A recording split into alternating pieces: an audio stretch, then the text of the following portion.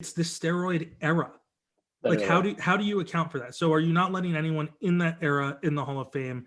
You know, I don't know. I don't really know how to go about doing that. So my reaction is kind of like, I think you just let them in and put context around it, right? Yeah. And that doesn't mean you have to give them you know, like there's a difference between like the plaques and the not, and like if you want to not give them a plaque, like I probably won't argue with you.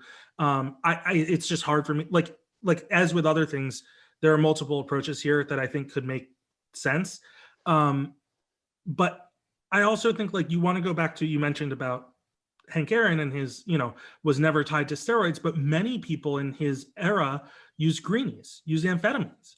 And it is, you know, like those guys are all in the hall and they Hmm. were not allowed and they used them. And it was about getting some more energy for when you had a long day, long series, whatever, you took it, you felt a little better.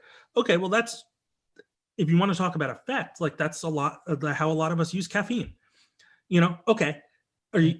We're not going to draw that line. I think that's taking it to an illogical endpoint, to be very clear. But like, it does. You have to like go through the whole process of like who used what and how and why and who's already in and not and all of those types of things.